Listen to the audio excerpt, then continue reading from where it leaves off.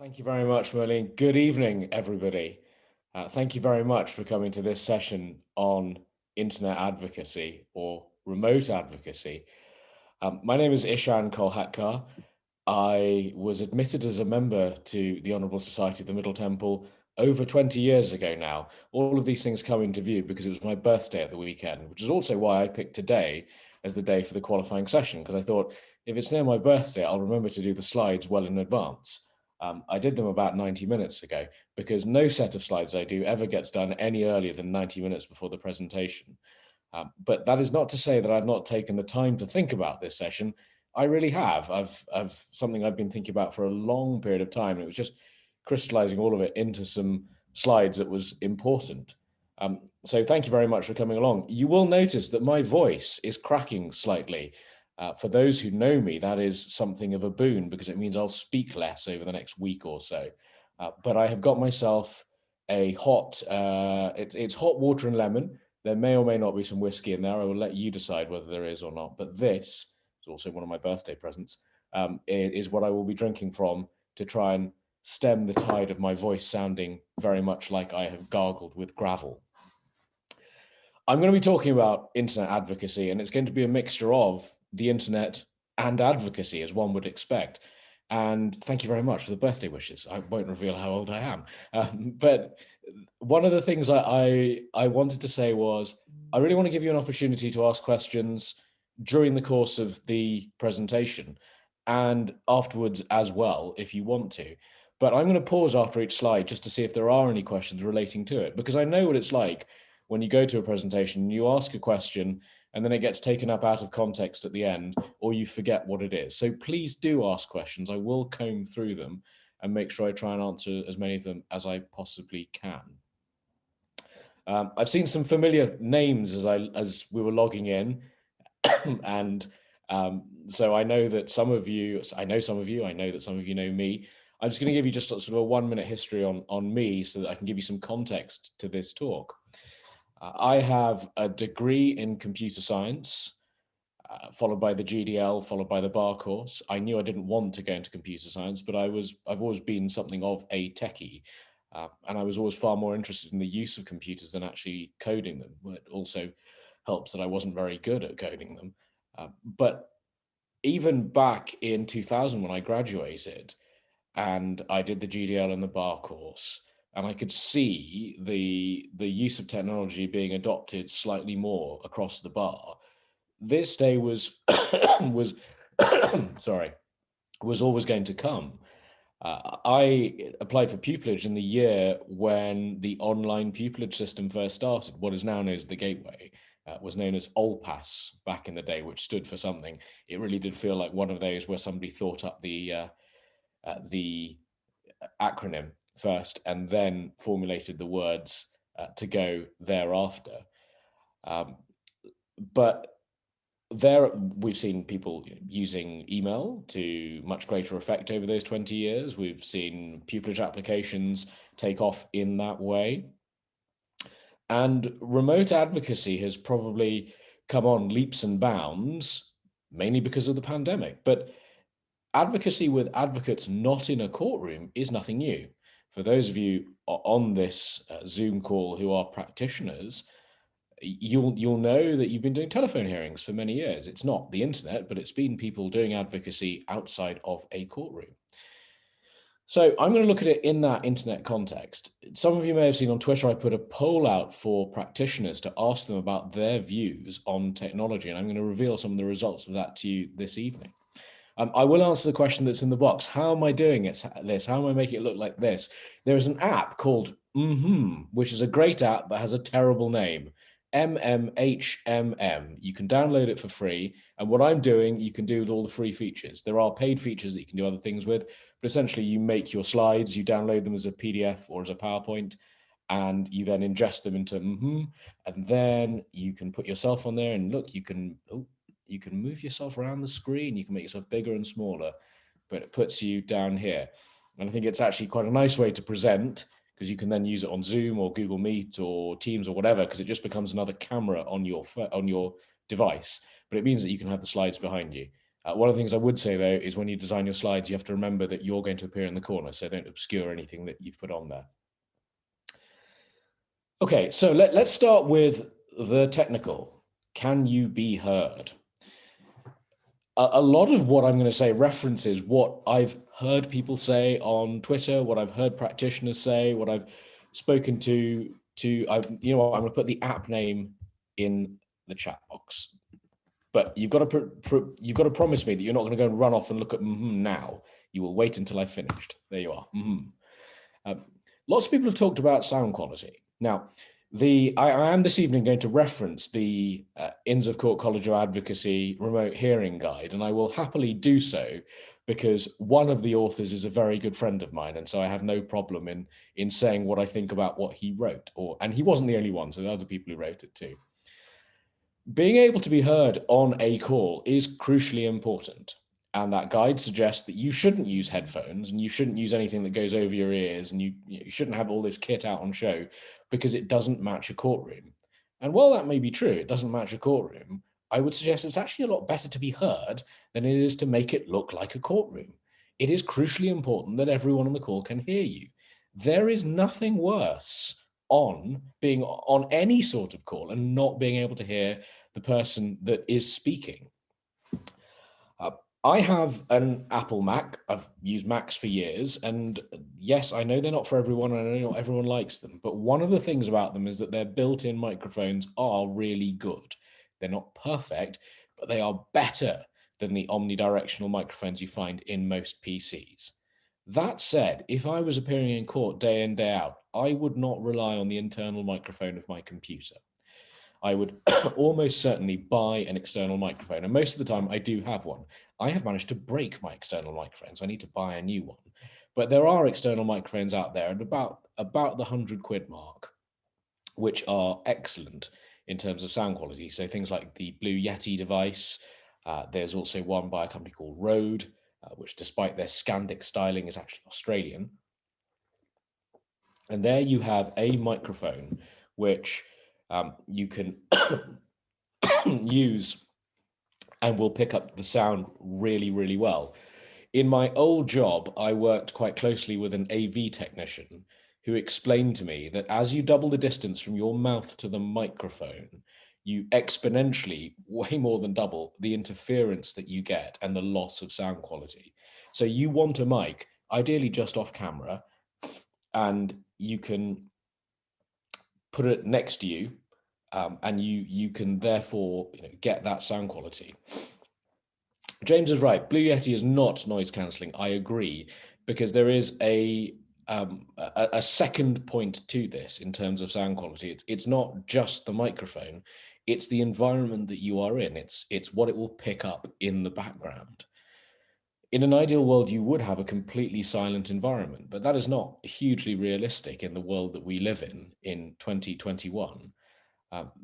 We know that there's going to be noise in the background. And I think that in terms of that, it's also about other court users, judges, other parties, the witnesses, anyone attending, appreciating that you're not going to get the same, exactly the same acoustic experience as you would in a courtroom. So there will be some interference, there will be a little bit of noise, but you can do yourself a favor by having a good microphone that makes a difference.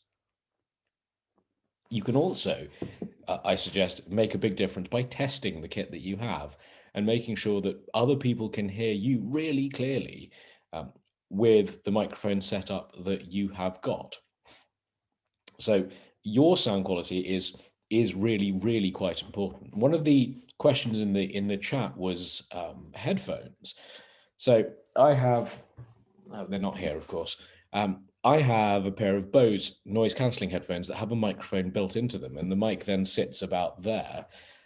And one of the reasons I use them, aside from the fact that when I'm on my work calls and I don't have to have my camera on, I can wander around my house because they're wireless, is also because if the sound's coming through my ears, it's not coming out of my computer, and therefore I'm not getting that horrible feedback loop that you can. So I would also suggest that you consider that. You may want some headphones. And if you don't want, I mean, those headphones are huge. They look big on my head and they make my head look even bigger. You may want to go for something far more discreet, like little in-ear headphones that are wireless or wired, so that you're not getting the sound coming through your computer. And it's also allowing you to hear properly what is being said. So a good microphone makes a huge difference. Can you be seen?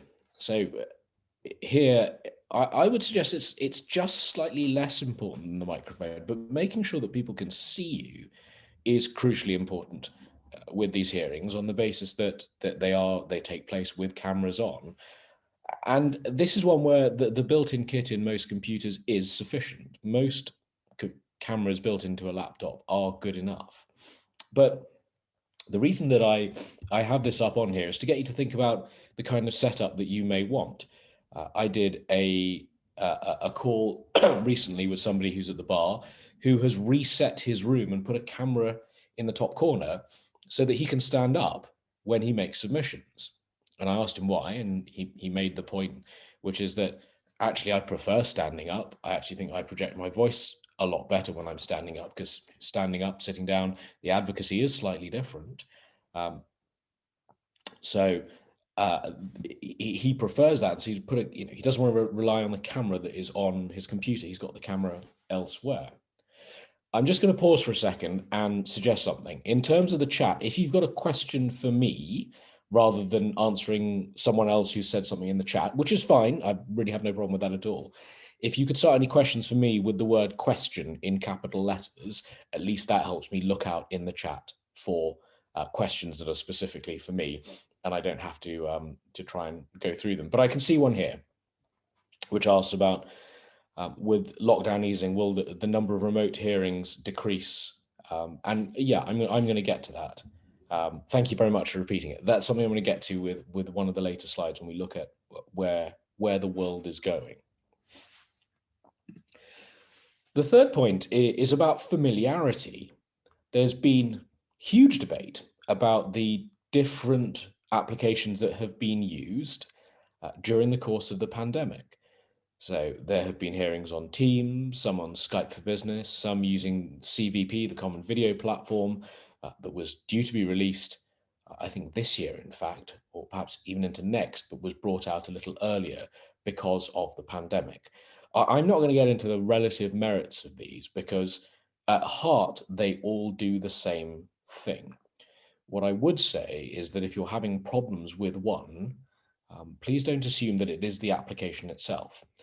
I have got a video on my website that is a good 40 minutes long for anyone who really wants to get into that level of detail, which explains the various factors that go into making one better than the other, or why you might have a better experience on one compared with the other. And there's lots of different factors. But the point I want to make is about familiarity with the way in which the applications work. One of the reasons why Zoom has been so incredibly popular during the course of the pandemic is because it's so easy to use, because the buttons are all laid out pretty well. Zoom have spent a lot of money on the user interface and the user experience to make sure that it really does work well, and people are able to find all the buttons quite easily. So you're not going to use Zoom on every call. You're going to use different applications, knowing where the mute button is, how to stop your video, how to leave the meeting, how to use breakout rooms if they exist. Taking some time to familiarize yourself with the platform is important. And really, not that they're here or can hear what I'm saying, but I think it would be hugely useful if the likes of Her Majesty's Courts and Tribunal Service would make some of these applications available on a more general basis for people to test. People's ability to use technology is hugely dependent on how many times they interact with it, and the opportunities that they're given to interact that are low stakes compared with the high stakes of logging in to a hearing where you're representing somebody. So allowing you that opportunity would be great. But if it doesn't happen, that familiarity is going to have to be built by the times that you use it. So if you're able to log in a minute early and just look around, then all the better. It'll make your life a little bit easier, and you won't be in a panic looking for various buttons. So on to our next point. And we now start to get to the internet advocacy part of this. One of the I suppose the great thing about being able to work from home is that I'm wearing a formal shirt, but I'm also wearing some reindeer pajamas, which you can't see. You only know that I'm wearing reindeer pajamas because I've told you. I had to wear a suit today to go and film something else for my actual day job. It's the first time I wore a suit in 10 months. I worked out it's the first time I'd worn a suit outside, because last time was inside filming something. First time I wore a suit outside since 2019. I cannot believe I wore a suit to work every day for 7 years. It's a real faff. So it's great being able to sit at home and wear your slippers and reindeer trousers, and great reindeer trousers they are. The downside with being online is the ease of distraction. I am sitting in the front room of my house where I have the laptop on, I have a second screen. I ordinarily have another screen up, so I've got lots of screen real estate to put things on. I have a phone. I have lots of other things to distract me. And also, because you're looking at me, I can see two of you at the moment, three of you at the moment. So I have some idea that people are watching me, but it's all too easy because I'm in a room by myself. So there's two aspects to this. Number one, you need to recognize how easily you can be distracted when you are in a hearing online and try and reduce those. But equally, you need to recognize how easy it is for everyone else to be distracted when you're speaking. And so it actually, as we'll see as we go through the actual advocacy parts of these slides, it means you've got to do a slightly better job of keeping your audience engaged. When you're in court, you can see when someone's not listening to you and they're distracted. It's just a little bit more obvious because they'll have the paper out and be doing the crossword. They might be doing that on purpose, who knows? But you don't necessarily know. I would suggest that you almost consider that there are some people who have switched off while you are speaking, and it's your job to try and keep them listening to you.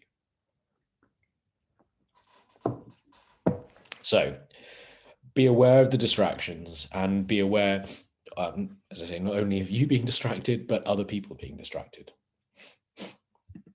I can see the questions coming in. I'm actually going to, what I'm going to do is try and deal with them where they come in my presentation, but don't stop yourself. Do keep asking them. It's really useful, and I will flick back. Okay, so your voice online. I just want to go back one step and say that internet advocacy is just a different modality of your advocacy. You've got to be an effective advocate anyway to make your internet advocacy more effective. I between being at the bar and doing what I do now, I taught on the bar course full time for about 6 years and then part time for another 4 years. And in fact, we're now a year since I've done so, and I'm itching to go back and do some. I do some advocacy training at Middle Temple, of course. But one of the most common things I say to students is, you recognize this. You recognize the slide that's up on the screen. Bold, italic, and underline from Microsoft Word. Looks the same in Google Sheets. These are the ways in which you, sorry, my voice really did crack there. These are the ways in which you make a document look different. When you write a document, you don't just type lots of text. You use bold, italic, underline, you use headings, you use indentation, paragraph marks. Your voice contains all of those, or your voice should contain all of those. So a bit of monotonous advocacy in person will, even with the best microphone and with a good camera, still sound monotonous online. You've got to remember all of the principles that you use to be an effective advocate anyway, to make sure that your internet advocacy is good, if not better. Because what really happens online, as I talk into my computer, I am aware that some of what I'm saying is being lost. Again, if you've seen any of my output, you'll know that my actual hobby is not technology or being a barrister, it's cooking. So there's always a cooking analogy in there somewhere. When you cook something over a long period of time, the flavors can either intensify or they could mellow. And it just depends on what you're cooking. If you make a pate, for example, and you cook a terrine, all of the seasoning will go. You've got to over season it. Advocacy online is a bit like that. You've got to just give it just a little bit more to account for what gets lost in the ether, either through, even if you've got a great microphone and a great setup, your opponent might not, or the judge might not. So there just has to be a little bit more of you. You have to put a little bit more into it for it to come out the other side. And I discovered this not through advocacy, but through the fact that in my previous job, I worked for an organization where we were on 11 different sites with lots of people working from home. So in fact, as far back as 2016, sorry, odd moment to pause that. As far back as 2016, most of my meetings took place online. And so I quickly had to work out that in order to try and get what I want and be persuasive, I had to do it in this online space. Let's look then at the specifics, these specific parts to your voice that you need to think about online. Pace. I'm of the opinion that people speak too quickly generally these days, and I now get to say that because I'm officially an old man. So I can talk about the youth of today and what they do, but most of you speak too quickly. It's very rare that I have told a bar student to speed up. What I almost always have to do is tell them to slow down and or ask them which train it is they are trying to catch. If you want people to be able to hear what you're saying and understand it in real life, you've got to make sure it's intelligible, that it's appropriate, and that they can actually just physically just take it in.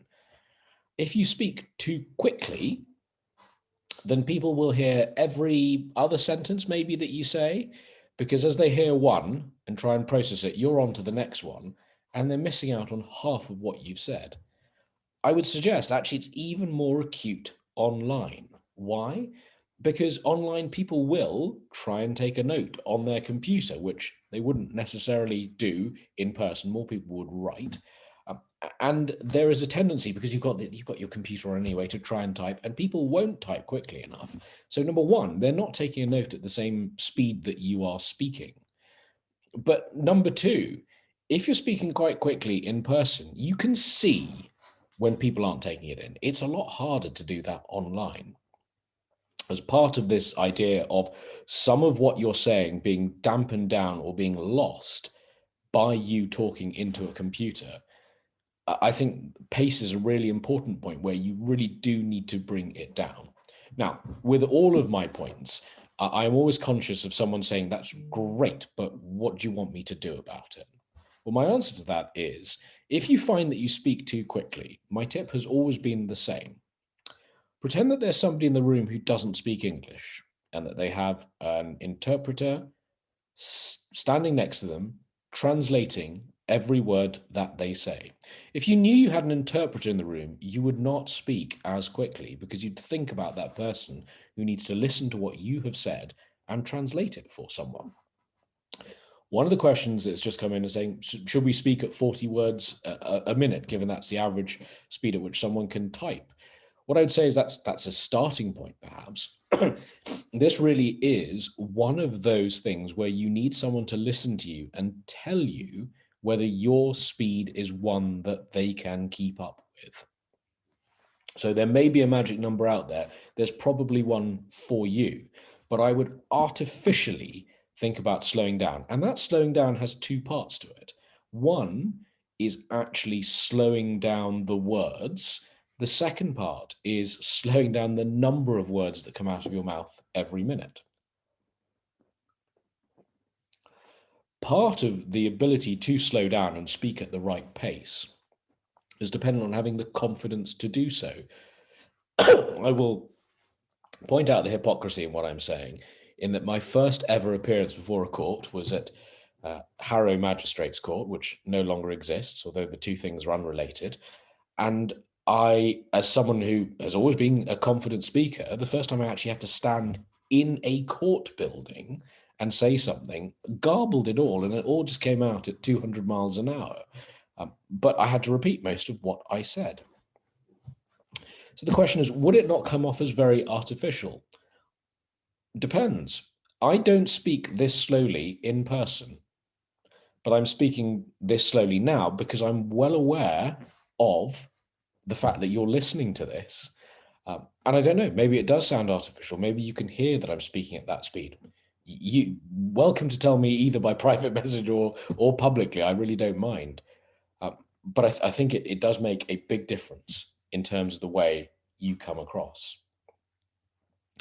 One of the questions is about, do you feel yourself slowing down to make a point? Yeah, this is part of the sort of the macro point of the pace at which you speak online. Yes, given again that people are listening to this through a medium where they're not in the same room as you, then slowing down to make a point, be it at the end or in the middle, wherever it might be, is something that will stand you in good stead and hopefully get you to come across far, far better. I'm gonna have to take another sip of this because my throat is hurting quite a bit. Okay. Pitch. One of the things that happens when people have to listen online is to try and get rid of the distortion. Is you may have found yourself doing this. You either have to pump the volume all the way up to hear somebody, or you bring it all the way down so that you can just try and hear them at a decent volume. And so the pitch in your voice gets, again, flattened out by the fact that someone is trying to get that optimum volume to listen to you. You don't know the volume and setup that they've got on their computer. Again, this is one of the great differences between being in person, where you can measure a room by looking around it and speaking at the right volume, and having absolutely no control of what's coming out of somebody else's machine. So in terms of the pitch to your voice, I would suggest that in order to make it a little bit easier for people to follow, you do need to think about varying it to a much greater degree than you do in person, to account for the fact that it isn't coming out in the same way. I find that online, I take a little more time to think about the range of my voice and expanding it, extending it somewhat, to make sure that this comes across slightly more strongly in order for people to actually get the point that I am making. And of course, if you do any of these in isolation, it is going to sound strange. It's the combination of all of them together that make that difference, that allows you to come across clearly online. Oh, and I've lost the right screen. There we go. Tone. I think one of the difficulties about being online, it normally comes from sort of reading things online, is that you can't read people's tone into it. But here, this is where the real subtleties in tone in your voice, I think, are just lost almost completely when you are online. The ability to, as you would in person, to use that very soft voice as a contrast, to be able to, I think tone actually starts to get into one's facial expressions and the way that you express yourself. A lot of that goes. I think you almost have to be prepared for your tone to be really quite flat online or come across as really quite flat. And so really where that goes is everything else that you do that almost ameliorates the difficulty of tone being lost in the course of what you are saying. Volume. This is one where, again, I think it's really, really important to test with someone else what your setup sounds like, but be mindful that you don't know the volume that it's coming out at the other side. Particularly if you buy new technology, if you go, as a result of this, if you go and buy a microphone, you need to check that with the microphone that you have, what it sounds like at your normal speaking volume actually sounds right with that microphone compared to what you had before.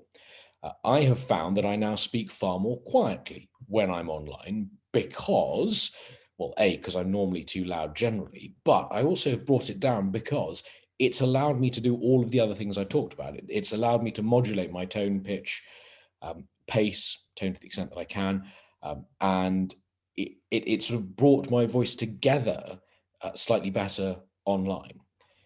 And where all of these things sort of almost come together is that in the same way that when you are an advocate in person and you've had quite a lot of training doing that, where you've had some experience, you've had the ability for people to assess your advocacy perhaps in person, doing it online may be something that you haven't had a chance to do. Although I'm mindful that anyone who's done the bar course this year has probably not been into a classroom.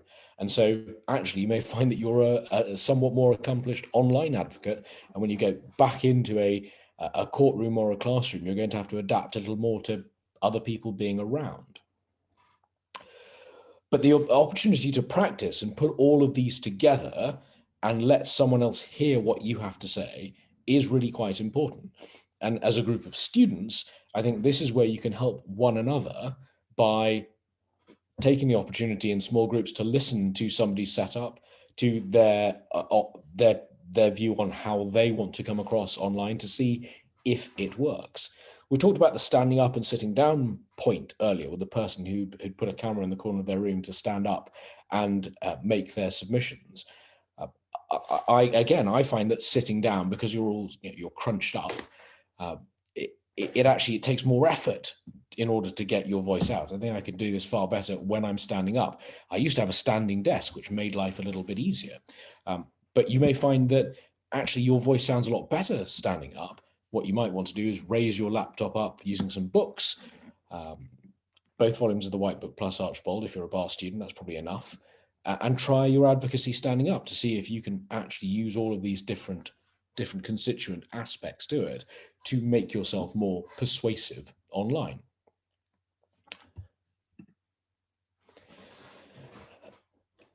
I've put pausing here in a separate category by itself for a particular reason. Because whilst pausing when you speak in person is incredibly effective to break up what you're saying, to make a point, one of the things you have to be mindful of is when you pause online, people may well think that your internet has stopped or that there's a problem with the software. And so you probably have to use it as a tool slightly less often than you would in person. So pauses aren't to be got rid of. I think you've just got to make sure you use them slightly more sparingly so that people don't think that you've gone or that you have disconnected.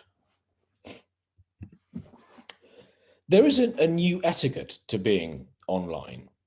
One of the things that I suspect you have all seen over the course of the last year is people talking over one another in a way that you'd never seen before. It didn't happen as much in person because people in a room together were able to work out when one person was about to finish and they had their opportunity to speak. Online, people notoriously speak over one another because you can't quite in the same way work out when someone has finished, or there may be a delay on the line or some distortion. I think as we use online tools more, we are going to get better at working this out. I think that for safety's sake, it's much better to wait till someone has finished speaking and almost count to 2 in your head to see that they have before you speak. And yes, it'll make things take slightly longer, but those pauses will mean that people don't speak over one another and things will get done just that little bit quicker. We're going to have to collectively come up with an etiquette as to what happens if someone gets disconnected, or if someone is participating in a hearing where the norm would be to have your camera on, but their bandwidth is so poor that it's clear that if they turn their camera off, they could still be heard, but not with the camera on. Are we I say we in that very royal sense, is this something that's going to be allowed? Are we going to say that you have to have your camera on in order to participate in a hearing? Must it be on at some point? Is it the case that, as I say, if you don't have the bandwidth to have your camera and your microphone on at the same time, that means that you can't participate in the hearing? A lot of what happens with the use of technology, particularly when it is adopted fairly quickly, is a great attempt to replicate what happened before. Well, before we could see each other, we could hear each other. So having a camera on just seems to be the norm. It's quite tiring to have your camera on, and it's quite tiring, again, for people to watch. The idea is, well, if you have your camera on, well, in an in-person hearing or in an in-person classroom or whatever it may be, you can all see one another. That's right, but at the moment I'm spotlighted on this screen. If we were all on screen together and everyone had their camera on, I could look at, what is it, 49 people at a time. That's not what you do in a normal room. You wouldn't look at 49 people at a time. You wouldn't look at them in that way, and it wouldn't be the one focal point to what you're doing. So I think it's actually quite intimidating to think that someone is looking at you all of the time. And I think it inhibits people's participation in hearings, but not my call. One that's going to have to be worked out if we do this long term. What's the important bit? Is it to see people? Is it to see them all the time? Is it to see them sometimes? When I run a Cumberland Lodge session online, as I've done a few times last year, um, I know that people have different views on this, but I decided that, certainly in the rooms I ran, that the person speaking, the advocate, the witness, and the judge needed to have their camera on, but no one else, because people needed a short break from being able to have from having their camera on. So we will have to collectively come up with what this looks like in terms of our etiquette of being online. And I don't think that we necessarily have to keep what has happened over the last 12 months as the only way of doing things. So all of this together allows you to participate, to speak, to listen, to be part of an online hearing, and to do so in an effective manner. I'm going to take the point that's made here in the box about being disconnected, about having other people's numbers, finding other ways of connecting. Yeah, this needs to become the norm. And I think it's, at the moment, well, let's take this point now. The moment I think that hearings are, if we go back 12 months, a bit more than 12 months, the start of lockdown, different courts had different ways of dealing with hearings. Some would make the parties organize them, some were organizing them themselves. That seems to have changed, where the courts are taking a greater responsibility in doing this. But there also needs to be a way of thinking about backups that don't rely on practitioners doing all of this, because that too is not sustainable. There needs to be a way of making sure that that there is a backup mechanism.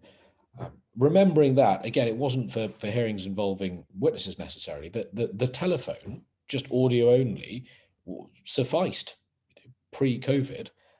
That may well be the backup, and being able to do that audio only online may be a way of dealing with it, either as the way in which the hearing takes place or as a recognized backup.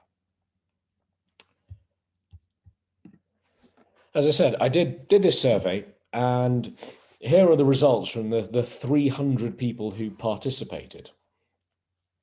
The overwhelming majority of the people who participated were practitioners. There was a couple of judges, there was a couple of police officers, there was a couple of witnesses. I haven't disaggregated all of them because actually their numbers were quite small.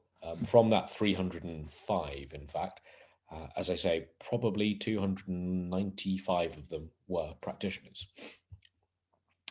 So I asked people what they thought the default should be for 4 different types of hearings: civil and crime. And I made it clear that that was the default, that either party would have the liberty to apply for the hearing to be in a different format, should they wish to do so.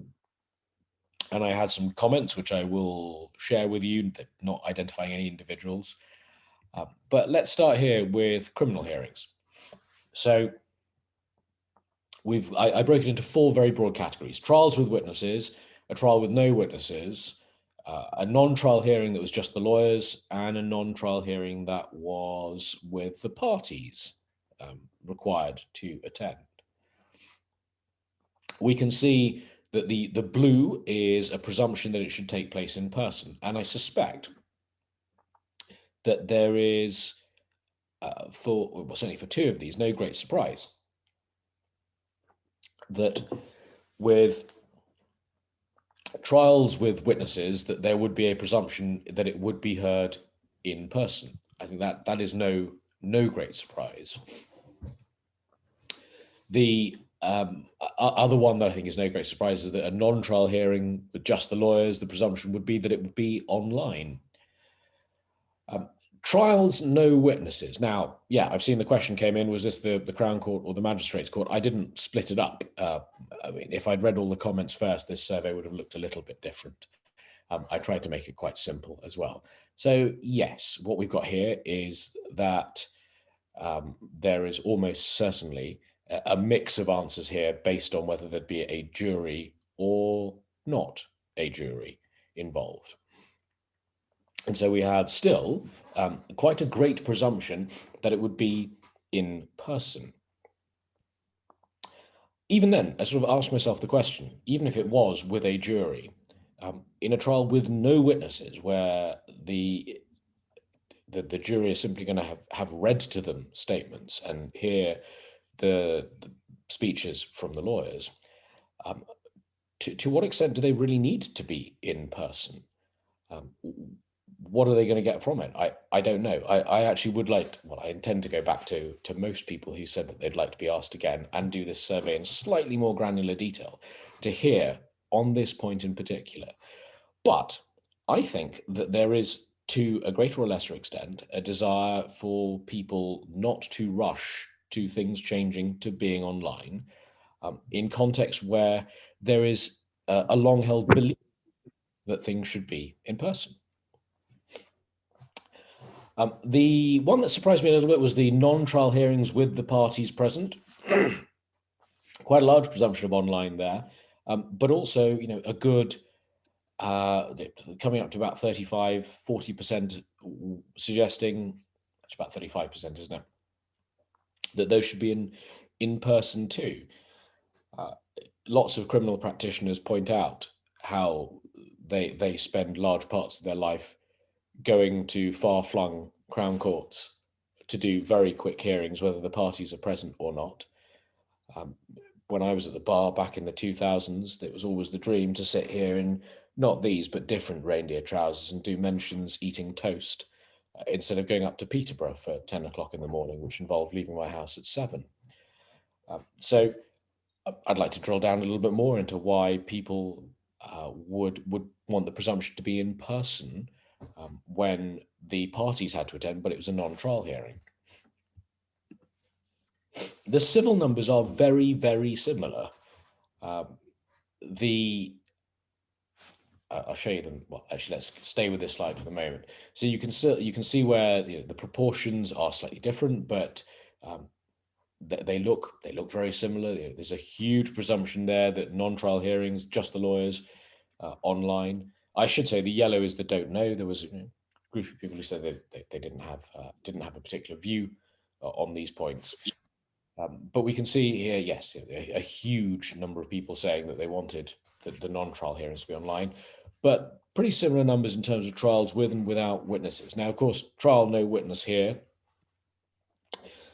There isn't a jury, so this is going to just be a judge hearing it, but there was still a significant proportion of people who wanted it to be in person. I've seen in the comments the number of litigants in person. Yep, that is of course a factor too. Again, running this again, I would probably distinguish that where you had a trial with no witnesses, where both parties were represented. Would that be different in terms of presumptions to a litigant in person or not? So yeah, there's quite a bit more that I can do with these numbers. So looking at them side by side, as I say, you can see that the numbers are pretty similar. The other thing I ought to say is that I didn't ask people to identify themselves in this survey. And some of them said in the comments, well, I'm a civil practitioner and I've commented on the criminal matters because the survey asked me to, but I'm not sure I necessarily know. So again, would probably do the survey again, but asking people to indicate what their area of work is, so that we can see the numbers based on the bit that they know versus the bit that they're just making a presumption of. So to the comments then, the comments are fascinating. There's a decent proportion of comments telling me that my survey isn't very good, which is fine. I have no problem with that. There are, as you can see from the questions you've asked and from the points that have been raised generally in the chat, that there are things that I could have asked in greater detail. But there were some themes that came out of these comments which I thought were really interesting. There's one group of people who were incredibly pro making as much go online as they possibly could. They were quite unhappy with people suggesting that things shouldn't, and they wanted to be really clear that they could actually run their practice far better if they could do more of their hearings, and if that meant not having to go to a court somewhere as often. Some people made the point that it's better because it allows people a greater choice of representation if travel is taken out of the equation. One group. There was another group who were very much the opposite, very much of the view that what we have here is technology by stealth, and that COVID was masking lots of problems.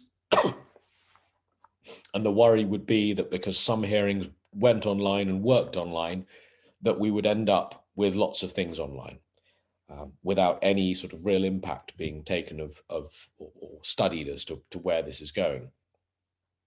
There was a slightly more nuanced subgroup of this where people said, well, my biggest concern is not that it goes online, because I can see the way that things are moving, but there hasn't been a good enough sort of survey of the lie of the land and how things have worked, and investment in technology and investment in process and people to actually make this work.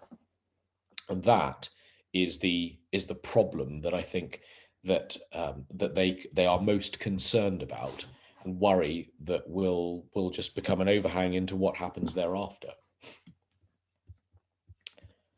I'm going to get to your questions in a moment, because I've got one more slide, and I'm just going to go scroll back through the questions and try and answer some of the ones that have been asked. I'm incredibly lucky because today, the Master of the Rolls was speaking at the wonderfully titled London International Disputes Week, and talking about the online dispute resolution that he would like to see. For those of you old enough to remember, when he was at the bar and was Geoffrey Voss QC, he appeared in the Apple versus Apple dispute. So Apple, the technology company, against Apple Music. And in his opening speech, he demonstrated to the court how iTunes worked. Now, this may seem like, for those of you much younger, something quite normal. But when this took place, and I think we're looking at the early 2000s, this was something quite novel. iPods weren't commonplace. This was something people hadn't seen. So I think we've got, as a Master of the Rolls, somebody who is A, quite tech savvy, and B, quite keen to introduce technology. I've seen the comments online, both underneath this article on the Law Gazette and elsewhere. And I think there is a great worry that technology will take over the world, that we will forget about people and everything will be run by technology. I don't think that's right. I think that it's certainly the case that people who can use technology will be at a great advantage, but this isn't going to replace people. The use of technology to replace sort of paper processes, to make things more efficient, is, I think, is a good thing if it's done properly. an online dispute resolution center online that actually works, I think would be to everyone's great advantage. The getting people to come along on the journey of accepting that there is this technology, but they still have to participate in it. It's not usurping them, it's not replacing them, it's enabling them, is, I think, the biggest battle we have to face. It's a bigger battle than people's microphones. It's a bigger battle than speaking at the right speed. It's that sort of hearts and minds and the culture of what the courts look like for the next 50 years, and getting people to accept that not all of them will be a rundown building in Bromley, but some of them will be things that exist online. So technology is certainly here to stay. There's a lot more that we can all do about it. There's a lot more that we can all do to improve our participation in it. And in terms of that internet advocacy piece, I think it's being really mindful of the fact that it is different to advocacy in person in a number of subtle ways, and that the more we do it, the more common that it'll get, and the more redundant I hope that this short qualifying session will be. I'm going to scroll back through the questions and look for the ones that were asked. There's lots of comments as well. I'm glad to see that it's generated a lot of questions or a lot of comments sort of back and forth between people. But let me take what I've got so far. Daniel asked, what's your opinion on coats and jackets in the background? A recent moot I participated in made a comment about this, but from other areas I've attended, it seems not to be an issue. A guidance in relation to background. I think, well, I shall tread carefully as I say this. Some of the people I've heard make comments about backgrounds are fortunate enough to live in environments where they don't have to take calls in rooms that they use for other things. What I would suggest is obviously trying to have the plainest background that you can, but a sort of white virtual background is possibly the way to go. You can, most machines will support a virtual background, most applications will. If you're using an application that doesn't support a virtual background, all I would suggest is, to the extent that it is possible, is to try and have the most neutral thing in the background. What I would hope is that in time we stop worrying about what's in people's backgrounds, and we appreciate that people live lives that are such that they can't just go off to their study or their spare room because they may well not have one. I'm trying to hide my being cross at that, those sort of things being raised. I don't think they're appropriate. If I have to give my unvarnished opinion, I think that people shouldn't be using that as any way to assess your advocacy. It should be what comes out of your mouth. Alan made a comment about pagination with bundles, which I can see generated a lot of discussion thereafter. I think part of the problem we have is that we have lots of different applications being used and different ways in which they paginate. I often think that the safest way of doing this is to actually have page numbers on the document and rely on those rather than the ones generated by the machine, because some of the applications will neatly decide that the preamble pages are Roman 1 through Roman 10 and then page 1 and then wherever else it might be. So my view is use the one that's on the corner of the page. The alternative is for everyone to be using the same application to open the document and for everyone to use the computer generated page number. That's harder to impose. I think the one that's actually on the document, on the face of the document itself, is far easier to use. But this is a problem that's not going away unless there is a common application that lives within or alongside some sort of common platform for hearings that everyone could upload their documents to and use that and number from that and use that in the hearing for themselves or to share on the screen.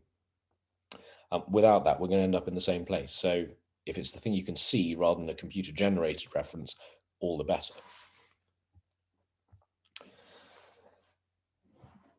A question about, do you think there is any benefit from an audio interface to be used, particularly in criminal cases where a defendant may not have a suitable sound space, i.e. An SAD may allow a court to minimize the interference of background noise during recordings? Forgive me, I'm not sure what the acronym means, or I'm being a bit dense and not getting it, but I'm going to just make a slightly broader point based on this, that what I'd hope we'd get to is, if we are going to have more remote hearings, even if we don't have courtrooms being used, we have spaces that people can go to in order to give their evidence, that is a safe space for them. And I saw mention at a later point of the fairly notorious clip from the US, where a domestic violence complainant was giving evidence in the same house as the defendant. So there needs to be spaces for people. It may be that we don't all assemble in the same place to be advocates, but there are safe spaces for people to be in to participate in a remote hearing. More chat about numbers, problem that's not going to go away, we can see. And see, this is where my point about I would take questions as they went along falls apart, because I didn't. Would this not come off as artificial? I'm convinced that is in relation to one of the points I was making about your voice online. You have to test it out. Let's look at it the other way around. What you may well do is speak in your normal way online with people listening to you, and they might say, that's great, I can understand everything you're saying, I can follow it, I can take a note. That's wonderful. And if that's the case, brilliant, you don't need to do anything about it. However, asking an audience what they think of you, the ability to follow along with what you're saying, and them giving you some feedback, is probably a useful thing to help you moderate it in a slightly different way that you would in person.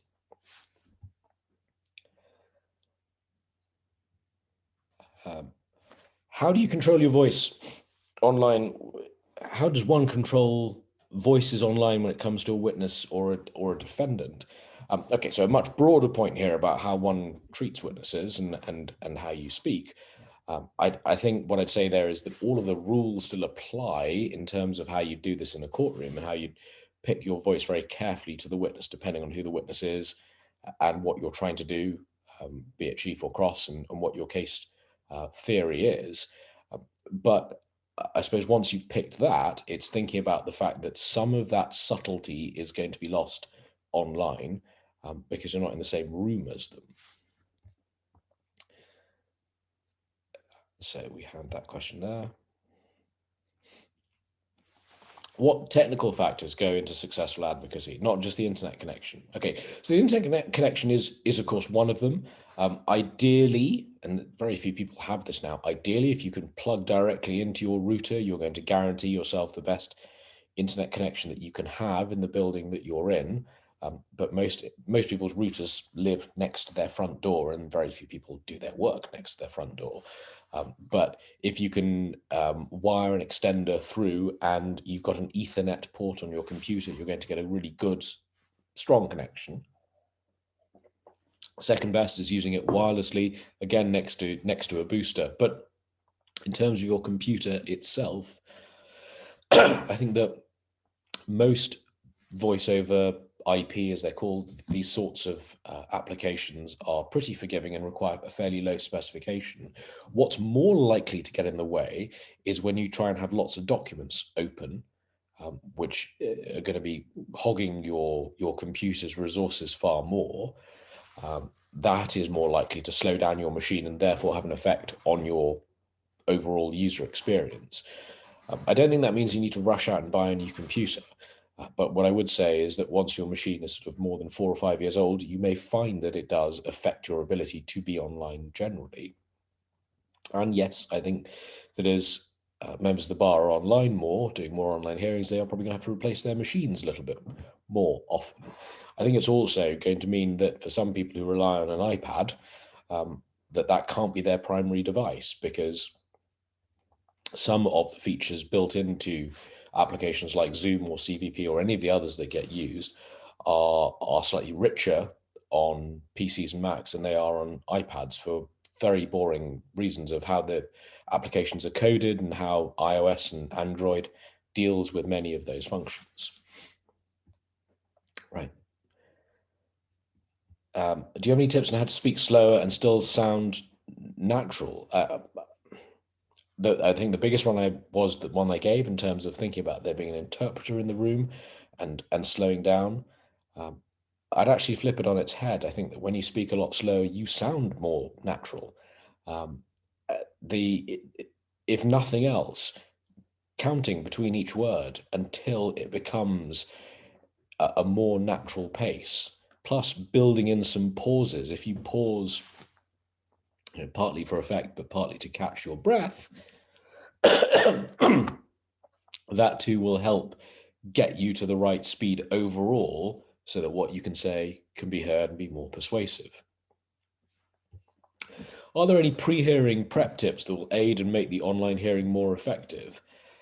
Are there any post-hearing corrective actions that could help what you've done? I think that goes back to this point about familiarity.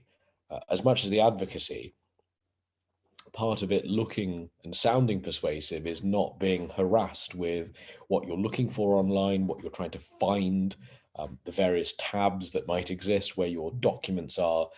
In the same way that if you think about if you were in a courtroom and you take all your documents out on your table and lay them out in that way, you want to do that with your digital environment. I know that if I would probably want 3 screens. As I said, I miss my extra screen at the moment to have some documents on one, others on another. One of the things you might think about if you've got multiple screens is that you can buy screens that flip.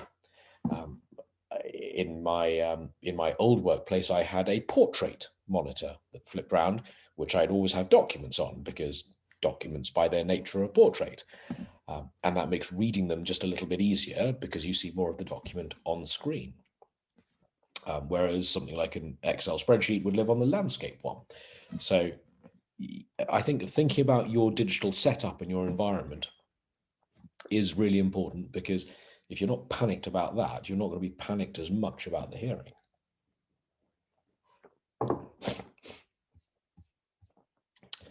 I'm going to say nothing about proctored exams or online BPTC exams. I'll skip past that. Do you need 2 screens? I simply don't believe that you can do this with one, I'm afraid. I see that Felicity said 2 screens all the way. And I know, I'm pretty sure we've discussed this online before. I completely agree. I think 2 is very much the minimum in order to be able to participate in any of this. If nothing else than having the meeting, the Zoom in this case, on one screen and everything else on the other. That's what I have tonight. Zoom is sitting on my laptop screen because that's where the camera is. Otherwise, I'd be looking here all the time. But all of my other documents, so a good 200 internet tabs, Excel, Word, lots of other things, all sitting on this other screen. So yes, I'm afraid 2 is the very minimum. Thankfully, monitors have come down in price quite a bit.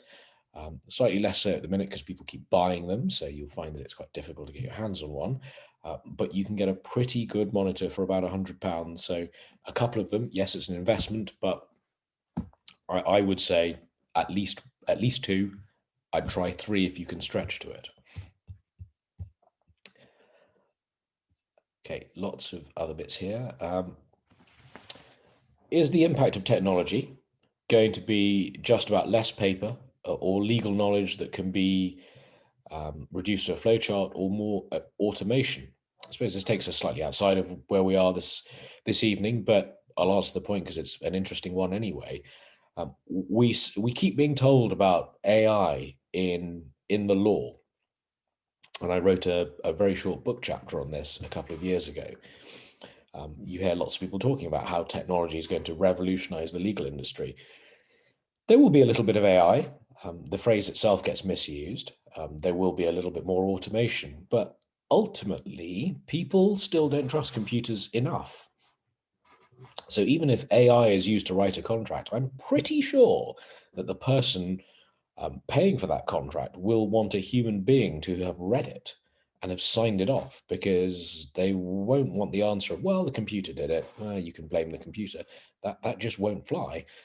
So again, back to this slide. What's the role of technology? Technology is there as an enabler to help lawyers, to help the general public. It's not going to take over, and it's not going to replace any of us. It's going to help us when we get it right, to make it do some of the more mundane things. But ultimately, a lawyer will still have a great value, which is the master of the rolls' point, that with an online dispute service, it still requires human beings to do the actual bits that involve being a lawyer and resolving those disputes. It's just enabling it. Big question about deep fakes. How should courts protect against such technologies when it comes to remote hearings? I think that A, it's a problem, but B, they've got other things to deal with first. I don't know the answer. I certainly don't know whether we're going to get to the stage where you have to hold up bits of ID, or even how we get past that.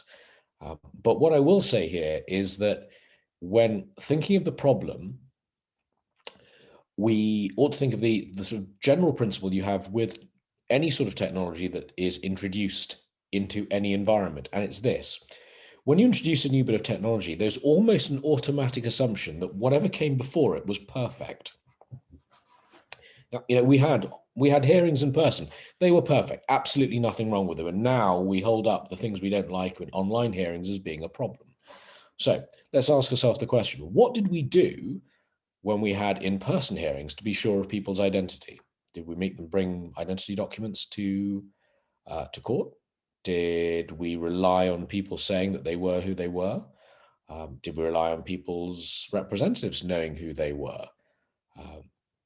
I was a criminal barrister, which means I've had my fair share and more of returns the night before in which I met a defendant. Do I know that all of them were the person that they said they were, or any other witnesses? Probably not.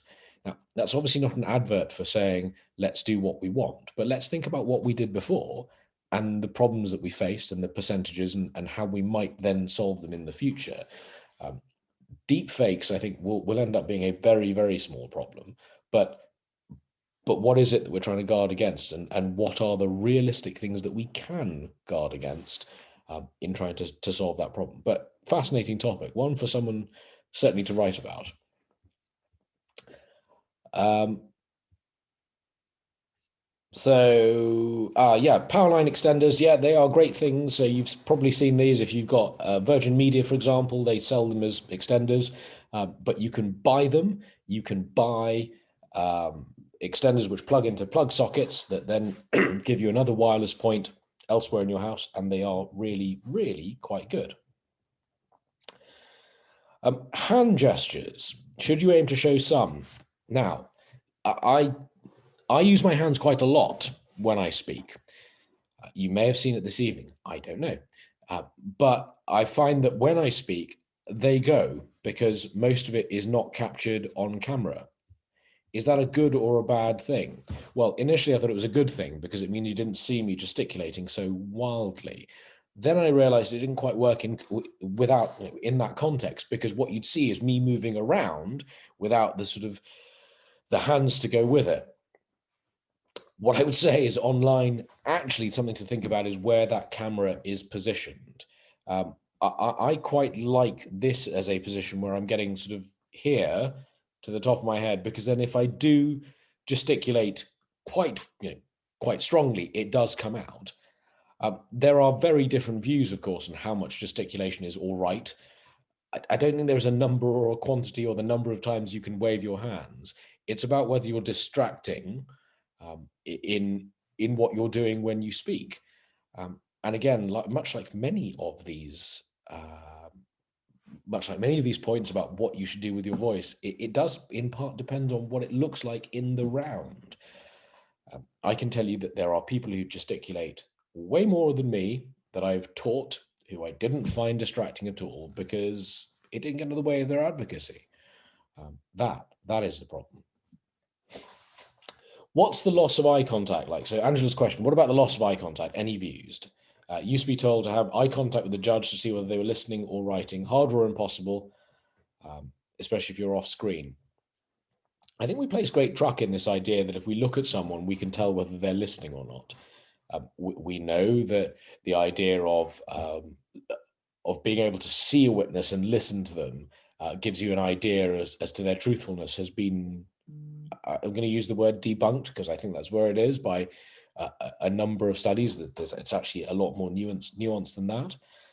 The loss of eye contact. Again, I think I go back to where we were before. I remember, I won't name any of them, judges who in the Crown Court didn't look at anyone. One in particular I can think of who I don't think looked at any advocate in the 10 years that I appeared in front of them. So are we losing something by not being able to see them, by not having that eye contact? Maybe a little with the ones where they would give you an idea that they were listening, that they were engaged. But I think that at the same time, actually the bigger issue is the distractions around us in the digital world rather than the eye contact. That's what I'd be more mindful of. But ultimately, if you're engaging your listener, then you're reducing the chance of them being distracted, and hopefully giving them a greater chance to pay attention to what you're saying. I think it's also perfectly possible to be online with your camera on, looking at someone and not concentrating in the slightest. You can, if you're skilled enough. I'm not suggesting anyone does this, just really, really clear. If you're really skilled, you can put a second application on top of the one that you're supposed to be looking at and do something completely different. So I don't think, stop being flippant for a moment, I don't think it's the be all and end all. I think we actually have to concentrate on a number of other things to make sure that we're persuasive and effective. Glenn says that you were talking about double monitors. Should all advocates invest in desktops rather than relying on a laptop?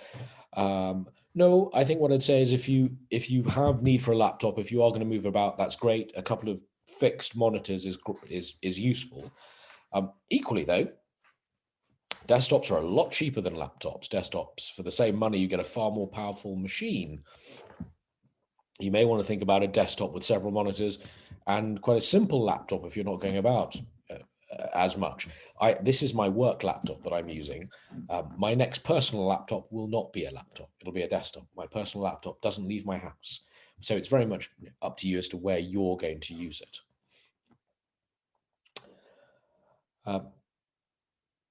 Aaron makes a point about the quality of your tech may have a direct effect. And I know it's not a question, Aaron, but I'm going to take it anyway as a point.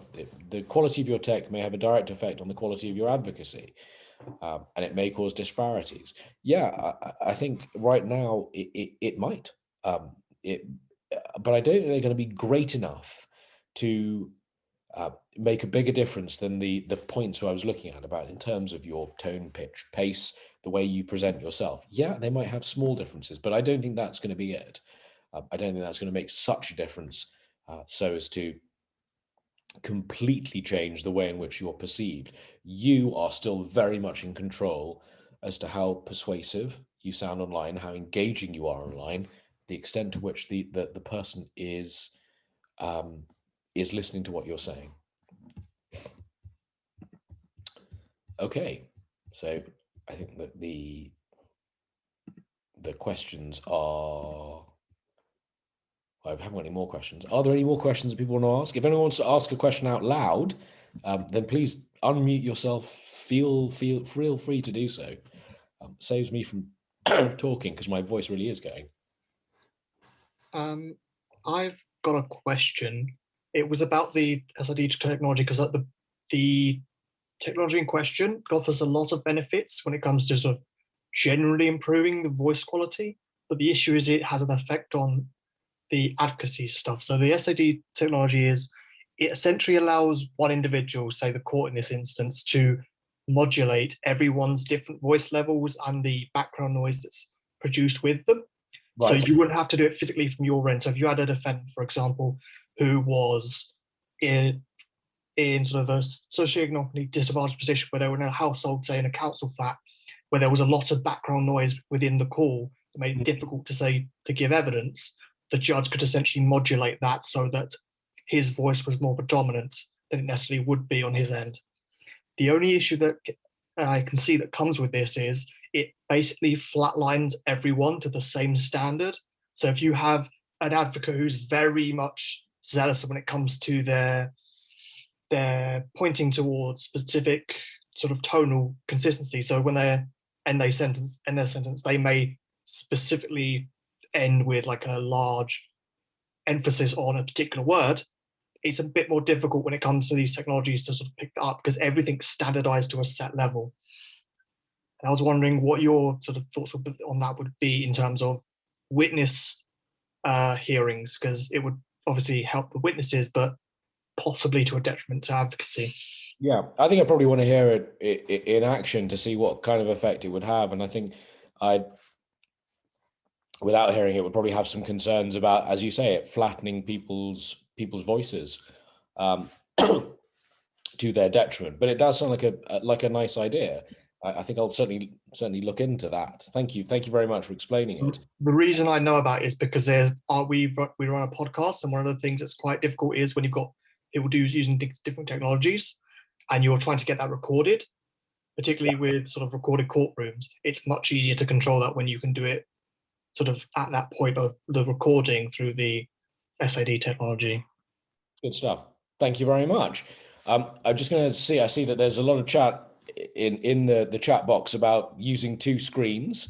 Yeah. So if you've never done this before, you might find that your device, your laptop, has two inputs, HDMI or I'm trying to think of the other one, the Mac one. It's gone from my mind.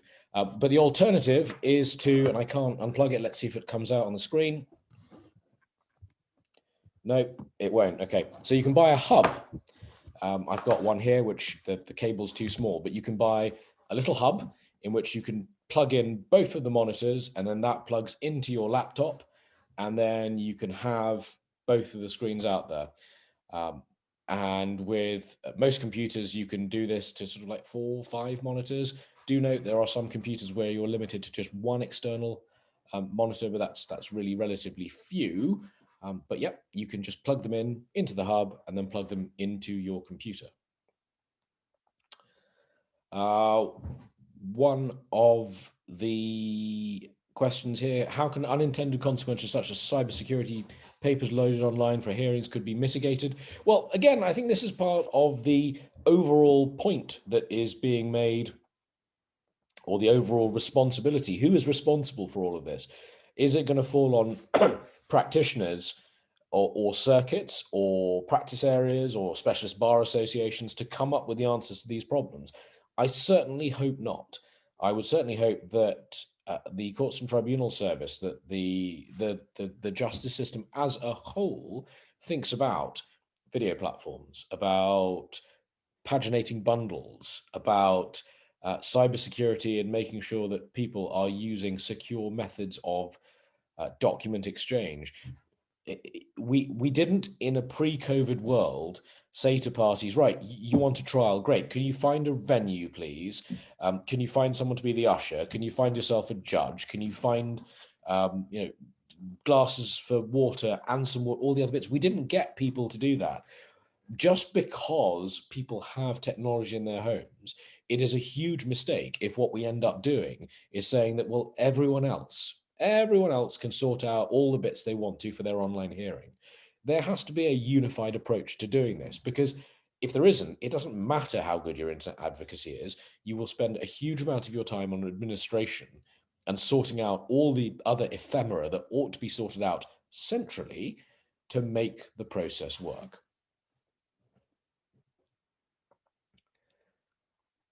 Okay. Thank you, Master Treasure. That's very kind of you. I'm also going to use that as an excuse to say that if there are no more questions, I think my voice is absolutely about to go. So I think that might be the end of me speaking. Thank you very much for coming. I've enjoyed this. I've really enjoyed the questions. can I say thank you? I'm going to get this wrong because I saw there's lots of people, but can I say thank you to Felicity and all of the others who were answering questions in the chat box to one another, to the other students who were making comments. It certainly made my life a little bit easier. So thank you very much for that. And I hope you enjoy the rest of your Monday evening, and good luck with whatever comes next for you. Thank you very much. Thank you so much, Ishan. I just want to also say a massive thank you to you on behalf of the education team and all the members in attendance tonight. As always, thank you for giving up your evening and also the prep you've done before tonight to make sure this session was extremely useful and informational. Thank you again, Ishan. And everyone else, I will end the meeting now. Thank you for attending. And I hope everyone has a good evening. Thank you. Thanks. Bye-bye.